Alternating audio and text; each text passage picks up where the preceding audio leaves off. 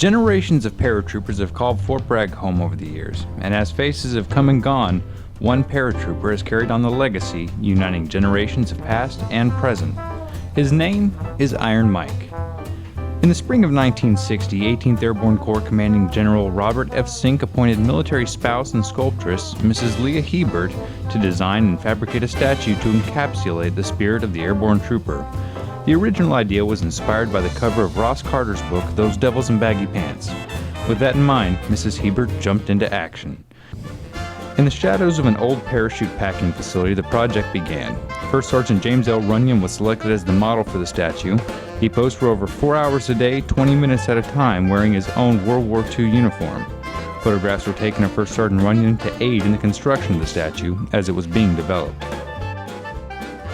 In July of 1960, Mrs. Hebert completed 4 clay miniatures of the statue and presented them to Lieutenant General Sink. Lieutenant General Sink then selected the one that would serve as a guide for the production team during the construction process. Following the selection, the project was in full swing, and by November of 1960, the team had fabricated the steel frame and had continued on with the development of the exterior parts. As the statue continued to unfold and develop, it took on the name the Airborne Trooper, memorializing all paratroopers of the past, present, and future. As the project began nearing completion, planners began looking for a suitable location to serve as its resting place. It was finally decided that the intersection of Knox Street and Bragg Boulevard would house the 15-foot-tall, 3,235-pound statue. After its new home was identified, the team began preparing for his grand unveiling. The date was set, and the Airborne Trooper would make his public debut on the 23rd of September, 1961.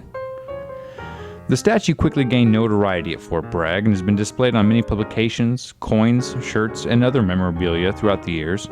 But due to acts of vandalism, Iron Mike was later moved to the traffic circle located between the Fort Bragg Club and the 18th Airborne Corps and Fort Bragg Headquarters building in 1979. Also, in 2005, the statue was replaced with a bronze version, leaving the original without a home. It would be 5 years before the original Iron Mike would find daylight and a new place to rest his boots. Dedicated on August 14th on National Airborne Day, Iron Mike now rests here at the Airborne and Special Operations Museum in downtown Fayetteville, North Carolina, where he welcomes visitors to the museum and the airborne way of life.